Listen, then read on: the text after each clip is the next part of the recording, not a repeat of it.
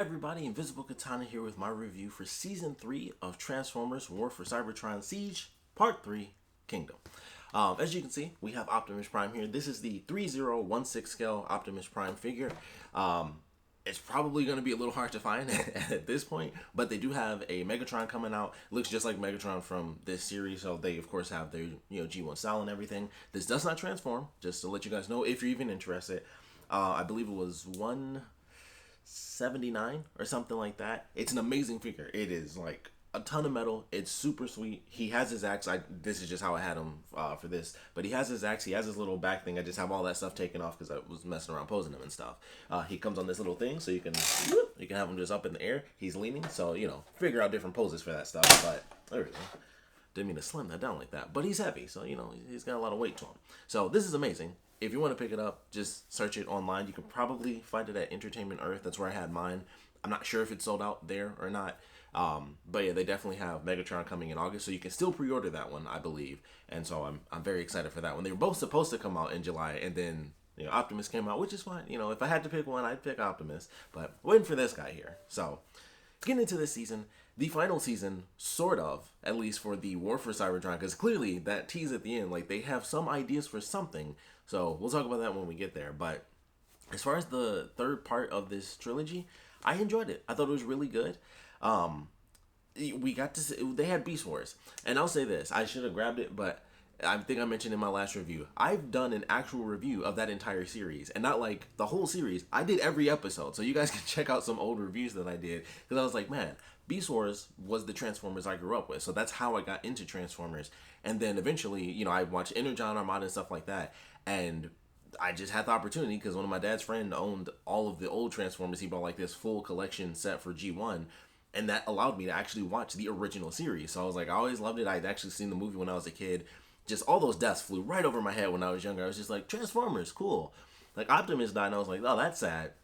Everyone else, I was just like, I don't know them, so it didn't affect me. But when I went through and watched the series and then watched the movie, I was like, this is the saddest thing I've ever seen. Like, they killed so many people in that original Transformers movie, which they kind of do here. They kill a lot of people, over the course of this series. But this is a really cool one. So, getting to have the combination of it being, the G1 characters and the War for Cybertron, which, of course, if you played the games, that's some peak Transformers right there. So we got, War for Cybertron style. Then they went into all the crazy time travel and Galvatron coming in, and the Golden Disc and stuff in the last season, and then all of that coming to fruition as they hit Earth, and we get to meet the Maximals and the Predacons, and it was sweet. I enjoyed seeing it. Obviously, there are a couple of issues to talk about.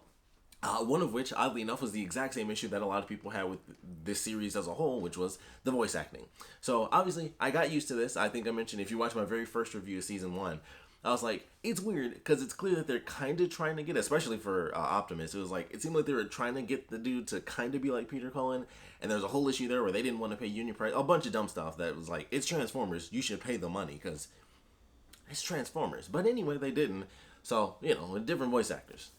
This was really crazy, and it's been longer since I've heard, like my Beast Wars voice actors, but I remember their voices, especially, from the last time I watched, even though that was probably like 6 years ago at this point. I still remember those voices, and boy, were they different. And let's be honest, Megatron was the number one. He was basically like, at least the original, I should say. The original Megatron, for anyone who's not familiar with Beast Wars, I highly recommend you check it out because it's absolutely amazing. I mean, it's set in the 90s, but and it's all CG, so sure, it'll look older, but it doesn't look that bad. Honestly, they were like top of the line CG stuff. Like, you can watch actual theatrical movies that were made during the time that show was made, and that show probably has better graphics than some movies that actually came out that year. Like, for the time, those were still really good graphics, and you can tell, like, okay, yeah, it's older, but it looks better than some movies that came out during that year, and that I can pretty much guarantee you.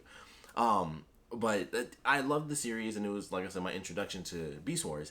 But Megatron in that show, they at least got all the, the designs and everything look good. It was different to see it because, of course, that's coming off of like 90s CG compared to now, so obviously they look a little different even if they're still CG. But he was almost like an over-the-top theater actor in that series. Like, he had how Megatron typically has a kind of a raspy voice, G1 style. This Megatron had a deep sort of booming voice, and he was just so over the top. It was bravado, and it was like, yes, like, it was super over the top, and it was so perfect. It was like, you have classic Megatron, who's just evil villain who's like evil for the sake of evil. Shut up, I'm gonna kill you, this and that. And then Beast Wars Megatron was evil for the sake of evil, but he was that like calm. He was more of the scary evil, and then like classic G1 was just like he'll run and gun evil.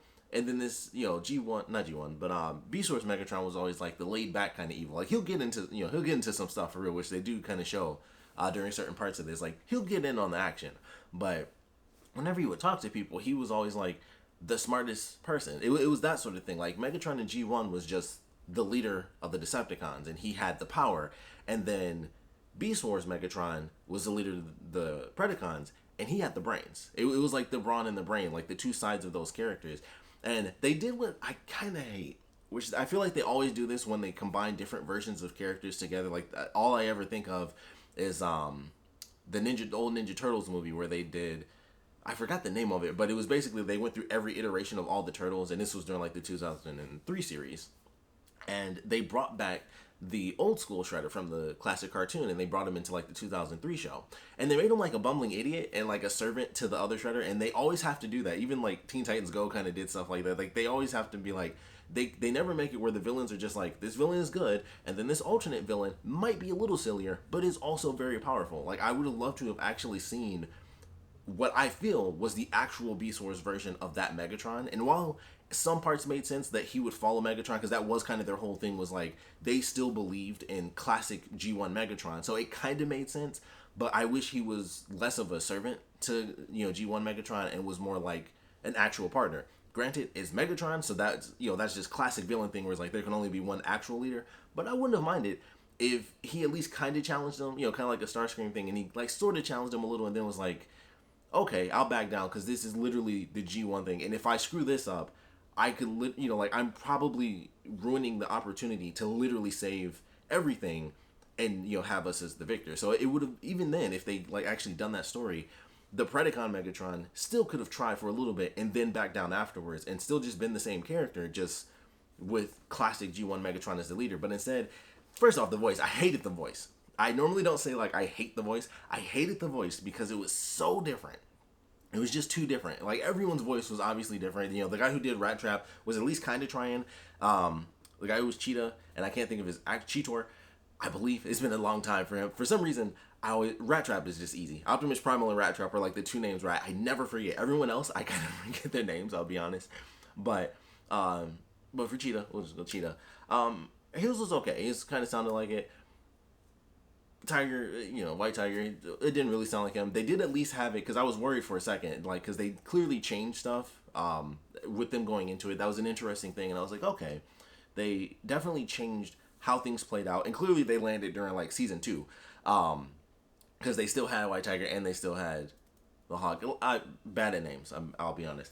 But they still had them, so I was like, okay, this is kind of like still season 2 type stuff, in between season 1 and season 2 sort of thing, because obviously Dinobot hadn't turned against them until like the end of this series and stuff, and I was like, okay, that's kind of interesting. And Black Arachnia was still there, always awesome. She's just like all the time, she's just like always able to survive and just do whatever she wants. So that was actually fun to see her and Starscream team up. I was like, that's actually a perfect combo. So I enjoyed their little journey, and then Dinobot figuring out his stuff, and I liked the alternate timeline. It was interesting to see them utilize this alternate timeline. They also changed it to where basically they were Maximals and Predacons before they even made it to Earth, which I think even in the original series, I think they referenced the fact that they kind of made those names up when they got to Earth, but that could be wrong. That could have been what they were even before they made it down there. But it seemed like they were already in like their like animal forms, I guess, even when they're bipedal. It seemed like they still had their like animal transformations, which is probably why they were in the dark, because it was like technically they didn't show them, but I'm like, they look exactly the same. So I think that's what they were doing, where they were referencing like, this is kind of how they always looked, but they had a different design. It wasn't like the actual animal colors and skins over them. So I think that's why they did them in silhouette, because they were technically still on Cybertron when they were leaving and going through that whole little battle at the end over the golden disc. And I was like, that's probably why they did that, because it was meant to show that they have, kind of like all the Transformers, they always have the same form. Just like Optimus, where he could turn into technically a different truck, but when he's, standing on 2 feet, he would technically still have kind of the same outline, but he would look a little bit different. He'd have different colors. If it was a different type of truck, he'd have, different bits and pieces. So I think that's what that was supposed to be referencing during that scene where they were in silhouette, because I'm like, they're already like Dinobots, and like Black Arachne is already a spider and stuff like that, but I don't think she technically had the legs on her back and stuff. So I was like, I guess that's why they did that in silhouette. But I enjoyed what they did with the story. It was just the voices, specifically for Megatron, just because it was such a different, and he just seemed so subservient, and I was like, I just don't feel like that's how we would get, like, that Megatron, like Beast Wars Megatron, I do think stands up as far as a testament of a second generation of Megatron. Like, I think, especially if you watch the show, and if you haven't, like I said, I highly recommend it, but that version of Megatron is Megatron. Like, he is powerful, he is evil, he's the bravado, and like he's basically he's a classic super genius villain where he does all these speeches and this and that, but when he gets pissed, he's a T-Rex for a reason, which they do show during that one scene where it was like Megatron was reading all the stuff off the golden disc. So Beast Wars Megatron was like, hey, we got him off the cliff, fire, and then they cut back to him. It's like, look, I told you we don't take orders from a Predacon. And then what was super effed up, he didn't even eat the guy that said that. He ate someone else that was just closer,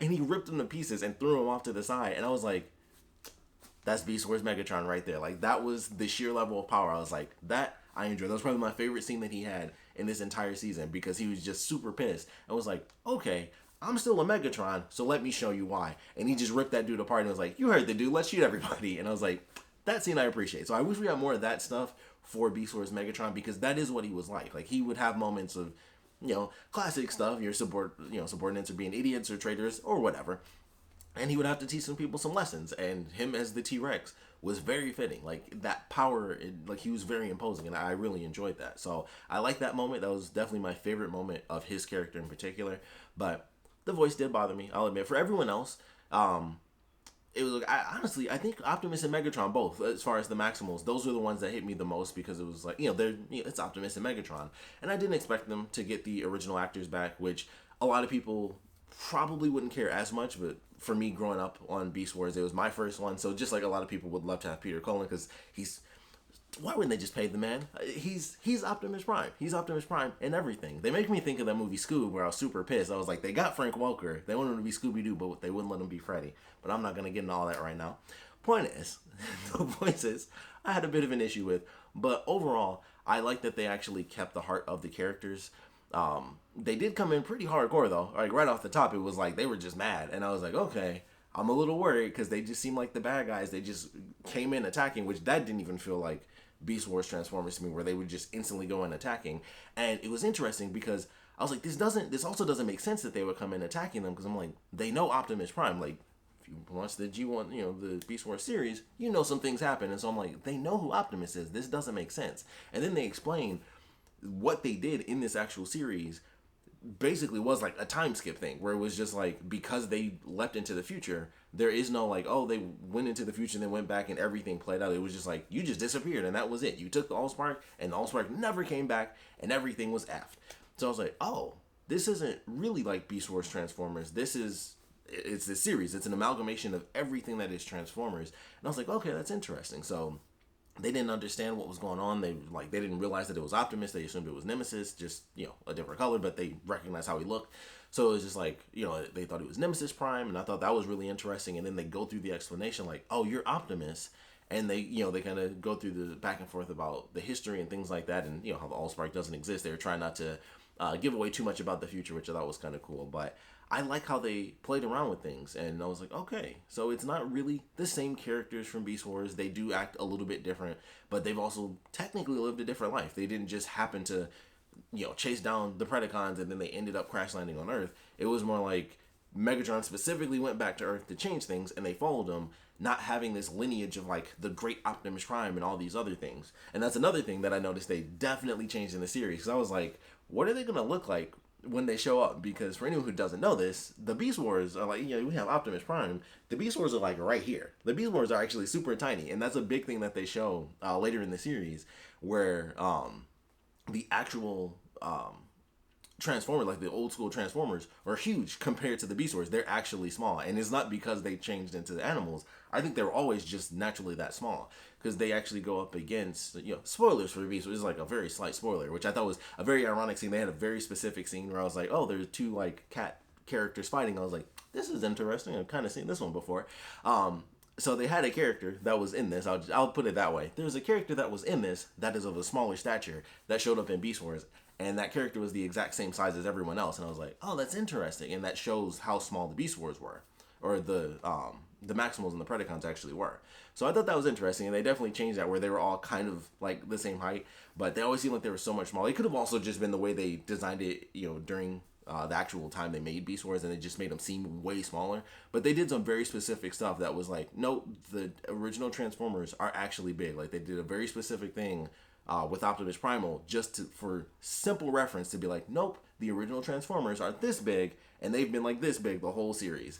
And I was like, oh, okay, it's just interesting to see. So they changed that around and made some of the characters kind of similar heights, and they kind of moved it up. And like, Rhinox was almost the same size as Optimus. Like, he was talking, and then Rhinox was in the background. I was like, Rhinox, I can see like his entire head was over Optimus's shoulders. I was like, okay, they definitely kind of played around with the sizes, which I didn't mind. I was just curious like how they were gonna play around with that, because I'm like, they can't technically go like hand to hand combat. They are not the same size. So I like that they had to have changed it. Like, there's no way they could have done it otherwise. They would have been like the Transformers and the Minicons coming. That's basically what the whole series would have been like. It would have been funny. So they had to change some of those things around, which I was totally fine with, but I was curious how they were going to handle that. They just basically just changed the height. But I like getting to see the characters. It was definitely cool. They had, with the White Tiger, they had like kind of the spiritual element of like, time has led us to them. And I was like, okay, this is some of that spiritual stuff. He wasn't as much like that. I felt he was a bit, once again, I felt they were all more kind of gung-ho action characters compared to their actual original Beast Wars counterparts. So, that was, I was kind of just like, because I like the characters so much. That was a big part of Beast Wars, was that they didn't fight all the time, because there were only like 10 characters in the whole effing series for a long time. So it would be like, there's 5 people over here, there's 5 good guys, there's 5 bad guys. They got to figure a lot of stuff out. So there was a lot of getting to know the characters. And I felt for people that may not remember Beast Wars and may not know anything about it, you don't really get the greatest sense of the Beast Wars characters. So it was just another thing where I was like, man, I wish we got to spend more time with them, even though it's technically an alternate version. They did do some cool stuff. They had the I would say the classic Dinobot move. So I thought that was pretty cool that they actually put that in there, because they know how people are when it comes to Beast Wars. It was like, that was a big deal for that series. So I was like, okay, I can respect that. Of all the things that they did, they made sure to have that moment for Dinobot, because that was a big story element for the Beast Wars series. So I appreciated that. Like I said, we got like a little bit here and there. They had like kind of that relationship thing between the Tiger and Hawk. I really wish I could remember the name instead of just calling them the Tiger and the Hawk. But they had that little moment where it's like they were kind of in a relationship, and they like very slightly hinted that, like when she gets rescued and she runs to him and hugs him and stuff. I was like, okay, that's cool. That was minor hint. Like I said, I think that was more for people that actually watch Beast Wars to be like, oh, that was like that little moment, to be like, well, that was referencing their connection from the original series. So I was like, that's cool. Ratchet, I enjoyed, and he did have some moments where I was like, okay, doesn't have the same level of pitch, but I was like, okay, he's definitely got that same tone down. I thought that was cool. I feel like we barely get to see Rhinox, but he does work on the ship a lot, so I was like, technically that fits. But I do wish we got to see a bit more of just all the Beast Wars characters. I feel like Cheetah got like the least of it. The most that he got, I felt, was during that scene where they were doing the perimeter thing. And it was like, slow down, it's not a race, it's a perimeter check. And he was, he's the young kid, so he was running off anyway. I was like, okay. Like they had it in there. They definitely had the characters in there. I just wish we got to see more of them, because I love Beast Wars so much. So I still enjoy what we got. I feel like they did a decent job with that. And it was great to see the characters blend. Like I said, everyone was good except for the Megatron. That was like the one thing where I was like, I wish he wasn't kind of like the bumbling version of Megatron. Like, that's not what he was really like. Even if the classic Megatron showed up, I don't feel like Beast Wars Megatron would be so subservient. And that's just me. I'd have to rewatch the entire Beast Wars series. But from what I remember, I'm like, ignoring the voice thing, that's just not how he was. Even with his level of control, over the Predacons, if the classic G1 Megatron came in, I still feel like things would have been a little bit different. We're just like, villains, that's the whole thing. They can never actually truly ever work together. But I feel like it could have worked just a little bit cooler for his character. But I like what they did overall with the Beast Wars stuff. I like the way they handled it, because they were going through, and I think I was basically at the end. I didn't know how many episodes we had. So as they were going through it, it's like they had everything going down with the Allspark and stuff. I'm like, Nemesis Prime hasn't even showed up. What is happening? Like, I knew he was in the series, so I was just basically waiting. Like, when is he gonna pop up? When does this stuff happen? Because I was so confused. I'm like, there's a lot happening right now. They're saving the Allspark. They're talking about why it's dying and all this stuff with time. And then Unicron got introduced. I was losing my mind. I thought Unicron was gonna like show up for real and just be like, "Oh, let me get to Earth real quick." I would have lost my effing mind because I was excited for it when Starscream's going through and he learns everything, and then Unicron just starts talking to him like, "I know you can hear me," and I was like, "Well, this is interesting," and it was changing some stuff there. So I like the way they handled that, and Starscream, going to the Teletran one, going to the ship and contacting Bumblebee. I like the way all that was played out. I was like, okay, he's freaking out. Like, look, we need to band together. Like, you guys, I know it's me, and he was just flipping out the whole time. I was like, I actually like this. Like, it's hard to tell how it'll play out because it's Starscream. Even Megatron can't trust Starscream. So it's like, who's gonna believe this guy as the one person that knows the truth? This is the perfect character to know the truth and have no one listen to him because it makes perfect sense. Like, Megatron's not going to trust him. Why in the world would the Autobots trust a Decepticon in general, but especially Starscream? Because even the Autobots kind of know he's always going up against Megatron. So it's kind of interesting. I was like, he's the perfect character to have that knowledge and then watch it like crumble around him. And I kind of love that element of his character, even though it's just a couple episodes. I was like, I kind of like that, like the torture of this one character who's like, please just trust me. And it's like, it's Starscream. Like, who would? So I like the way they handled that. I was still shocked that Bumblebee just broke the disc. I was like, I know he said like, the future is like right now. I'm like, you're still probably going to use that disc though. That was kind of reckless and dumb to me. I was just like, that did make a lot of sense to just break that. Like, I know he was making his own decision, but I'm like, that's a big deal to just be like, they went through this whole thing with this golden disc. And he was just like, the future is right now. I'm like, no, it's not. Like, the future is a little bit later, because that's why it's the future. Maybe you should have held on to that very important disc that this entire battle's been about, these past couple episodes. So that was a little weird of a decision to me personally, or I was just like, I don't think that makes a lot of sense. But he did what he did, and it didn't matter. Teletran 1 transforms, which is super cool. It made me think of Omega Supreme, and that's probably just because I was like, is he going to transform? That's what I was thinking. I was like, is he going to transform into like another version of Omega Supreme? But it was cool. I like the way they handled it, and he was like basically going through the dead universe, showed multiple timelines, and that allowed me to see an alternate universe version of myself that could transform. And so that's why I've been cutting off power and basically morphing myself around so that I could transform. So I thought that was pretty cool. I love the way everything was handled. They captured all the villains, and it was like, okay, everything's good. We saved the Allspark. Let's go back to Cybertron. The Maximals and the Predacons are technically still existing because they're doing kind of like branch timeline type stuff. They're doing kind of the Marvel Comics deal where it's like technically it's already happened. So even if you change the past, you're just changing the past and making an alternate timeline where it didn't happen and stuff like that. So technically the Predacons and Maximals still exist. And so they all head off to Cybertron. And that's where, unfortunately, we do find out that they just killed everybody at the end of the last season. Because I was like, because it was the end of the episode, or it was the end of the season. I was like, they're not dead though. Like, the classic thing, it blew up. Something happened and they survived. Somebody made it out. And I was like, it seems impossible, but it always does in TV. That's how it is. Like, someone's clearly that person didn't make it out of the car. It blew up. But it's like, nope, surprise, they actually did. Don't worry about it. That's what I was hoping. And then they go there, and, Optimus is trying to do his thing, and he goes off on his own, and Bumblebee comes up to him and catches him. And then I assume Bumblebee saw the hand sticking out of the ground, and that's why he paused, and he was like, nothing, let's just go. And that's why he kind of walked a different way, because I'm like, why wouldn't he walk towards where they clearly need to go? Like, there's a laser beam coming out of Optimus's chest, like, here you go. And he went somewhere else, and I was like, that's weird. And then Optimus noticed the hand, and I was like, oh, that's why he did that. And it turns out that was the Decepticon base that exploded, and everybody died. Like, Alita 1 was there, and just her hand was sticking out, and I was like, this is effed up. I was hoping for something, and it was just like, nah, they all just died. And I was like, that is dark. It was super effed up. It was kind of depressing, because I was hoping, we had like a decent storyline going there, and it was just, they all died off, and I was like, dang, that's effed up. They actually killed them all, and it just didn't work. Like, it just ended, and they just died, and I was like, this is depressing a little bit. And so of course they go on to the Allspark again on Cybertron, and that's where we finally get Nemesis Prime.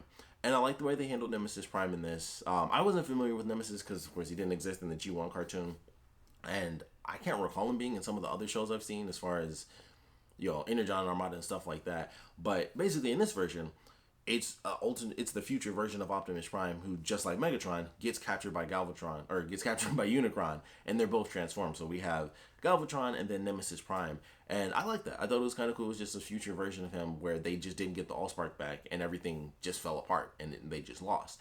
And so then it was like, okay, well, all we have to do is get the Allspark to Cybertron, and everything's fine. And then they're like, no, because of this branch timeline thing, just because you change your past, it doesn't change mine. Like, it'll help you, but we're still screwed. So we just want straight up revenge. Like, we basically need to take the Allspark from your timeline, bring it to the past of our timeline, and then we can save ourselves. But you guys will be screwed, and Cybertron will still be gone. So it was like, it was an interesting reason for them to fight, because it was like, oh, it kind of sucks. It's like, it's not an inevitable future. So when they change something, that future still happened. Like, those characters still exist. They already suffered, and that's just how it is. Like, that will never change. And then they're just in an alternate timeline, and it's just like, wow, that sucks for them. But also, they're still the bad guys at this point. They're like, look, we want to kill Unicron and save ourselves. And ultimately, it came down to being kind of selfish, because it's like, well, you could have saved another version of Cybertron, but in reality, they only wanted to save themselves. They didn't even want to save Cybertron.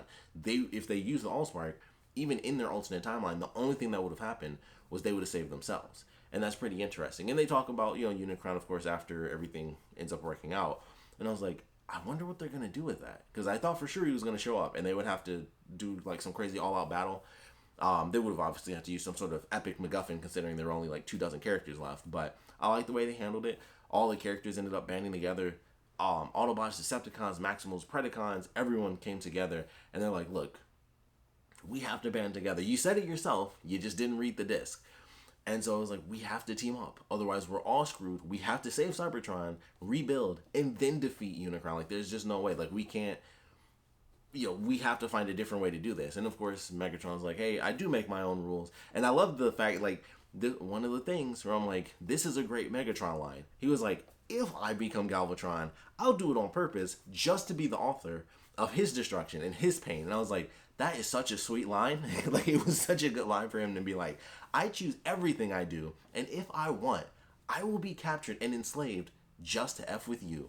And I was like, that's a nice moment for Megatron. That was a sweet moment there. And of course, they end up defeating Galvatron and Nemesis Prime. They have Elita 1 and the other characters that died, Mirage. Was it not Omega Supreme? I can't think of some of the other characters that were there. All I can think of is Elita 1 and Mirage. Shockwave was technically in there, so I don't know if they actually showed him. I think they were only showing, like, the actual good characters that ended up dying in that moment, but Shockwave was in there somewhere. And I like that moment, they end up disintegrating. I was trying to figure out, like, what ended up happening, and basically they just sent them back to their own timeline, and that's how they get captured in, like, that sort of in credit sequence with Unicron, where it's like, oh crap, and then they get transformed again, or remade again, and Unicron's like, I'll just start over or something. I was like, oh, that's interesting. So we'll see what happens there. But they end up stopping everything. The sun comes out. The classic thing, like, it's storming the whole way through, beam in the sky, everything's pretty now, and it's like, okay, what are we gonna do next? And Megatron's like, for now, it's a big world for us to all live in for now. And I thought that was interesting. Like, there's a truce for now, but things could always kind of build back up to classic Transformers.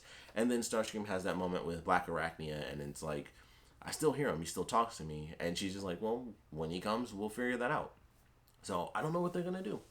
I don't know if they're going to do a new series where it is the fall of Cybertron. That would be very interesting. This would technically be an alternate universe version of Unicron coming to them, but they could do... I don't know how they would do it. If they did, like, an alternate version of Unicron coming to their universe, and then, like, would that version just kill that version of Unicron? Because I feel like that's the only thing that makes sense. Because you can't have like, it's Unicron. One is tough enough. You can't have two Unicrons team up and be like, hey, let's kill them just because, and then I'm gonna hop back over to my universe. It's like, it doesn't work. Like, they would have to have the most amazing MacGuffin ever. They would have to have, like, 3 Matrix of leaderships and a couple of Allsparks to take out 2 Unicrons. So I don't know what they would do with that going forward, but I do hope we get another series. I think it would be fun. I enjoyed the ending to this. Wish the voices were a little bit different. Wish Megatron, Predacon Megatron wasn't so subservient. Scorponok was hilarious. They had Scorponok in there, and then they had, like, a bunch of Scorponoks, and I was like, oh, that's weird. And then it was just one Scorponok at the end. So that was just funny to me, because I was like, they just threw that in there like it didn't matter. He was one of the people that got killed anyway, because people didn't buy the toy, so it is what it is. So I thought that was kind of fun. I don't think they even had the pterodactyl character in there, but I think he technically came in later in the series, or maybe he had already died at that point. I can't remember. Maybe they did. It was bad. They had a couple of the other less important Predacon characters that died off because the toys didn't sell. They're like, they were only in like the first season or whatever, so they kind of were just in the background or just clones. Like Scorponok had a million clones. I was like, that is not how Scorponok was in the original series. But they also clearly they changed it. They made it where there were way more Predacons in the series than there actually were in the original Beast Wars. So I was like, I'll just go with timeline changes. They actually had an official army there and an official army with the Maximals, which they do reference. Like, there were a bunch of us technically that came to Earth and like fought in this battle before as we got here. And then it was like, oh, okay. So I thought that was interesting. I also love the line from Optimus Primal where Megatron was like, how many Predacons did you kill? And he said, one too few. And I was like, you don't hear people use that line very often, but that was a good use of it. I thought that was a good dark line from him. So I enjoyed that. Like I said, the Dinobot stuff was good. I like how they handled everything. The weirdness of the Allspark messing up that forest, that was pretty cool. We got to see Omega Supreme, Alita 1, the spirit of Dinobot kind of phasing through Maximal, or Optimus Primal, sorry. And all in all, I enjoyed it. I thought it was a pretty good way to end out the series. I'm very curious if they will continue it. I mean, they could. I mean, it was technically this has been the war for Cybertron. They could move on to the fall of Cybertron, and they just can't save it. And they changed the reasoning to, even though they actually ended up coming together and saving the planet itself, Unicron came in, and that was the fall of Cybertron, which would be a cool way to fall. I mean, it's Cybertron. It's Cybertron versus Unicron. Only one of those planets is existing, and as a sentient thing, and that of course would be Unicron coming in to eat everybody. So I don't know how they'll handle it, but they were clearly teasing that they want to do more. So whatever they have coming after this, or whatever they plan on doing, I hope it actually happens because I enjoyed the series. Yeah, that's just pretty much it. I enjoyed it. Like, there weren't any moments in this compared to, I mean, the second season had like the reveal of Galvatron and stuff, and the actual ending of like they're gonna do Beast Wars. I was losing my mind in that last season. This was still really good. It just didn't have like shock moments because I knew what was happening. They didn't do anything that really shocked me outside of even actually having a character speak to Unicron. That would have been like the same level of hype. Like, holy crap, I didn't think they'd actually bring in Unicron and have him show up, which they didn't. But it was still great. They just, it's hard to have your hype be like, what the F is happening? Holy crap, Galvatron is here, and he just threw Megatron the golden disc from Beast Wars. It's hard to get hyper than that when you don't expect that any of that stuff to happen, and then they're just like, we're just throwing all Transformers in this. Surprise. So, that just surprise moment from the last season will probably still be my favorite moments from the series as a whole. But I've definitely enjoyed all 3 seasons. I would love to know your thoughts on this. I know this was super long, but of course it's the ending. It's Transformers, which I love, one of my favorite franchises, and it was worth talking about because it's the end. So we'll see what happens going forward. But I love what they did with all the time travel stuff just throughout the whole series. Them adding all of that in just really changed the game. I was like, it's cool. They're going through.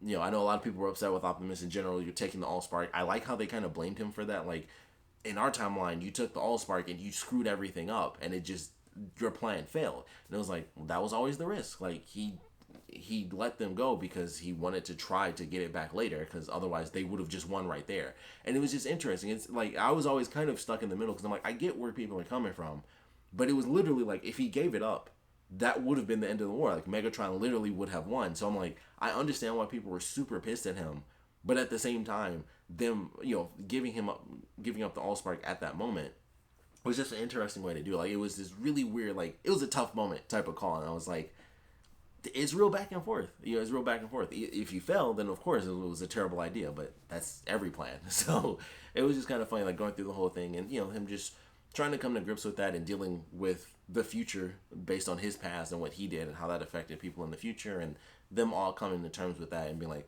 let me make it right this time then. So I like how they handled that. I thought it was pretty fun. But all in all, I thought it was a really good series. I do hope we get a sequel series. Of course, we'd love to know what you guys thought about this ending, so please put your comments down in the comment section below. Let me know your favorite parts about it, your least favorite parts about it. What do you think of the inclusion of Beast Wars? If you're a big Beast Wars fan like myself, how do you guys feel about the kind of the styles of all the characters and how they actually treated how the characters acted, based on the original series? Like I said, for the most part, they did a pretty decent job. It was just the Megatron stuff that bothered me the most. I already had to deal with the voice being so different, and then it was just like, I just don't think he would act like that. But that's just me personally. We'll love to know your thoughts. Sorry this is a super long one, but like I said, for Transformers, I can talk for days. So thanks for checking this out. If you guys have any comments, please put them down in the comment section below. And of course, thanks for watching.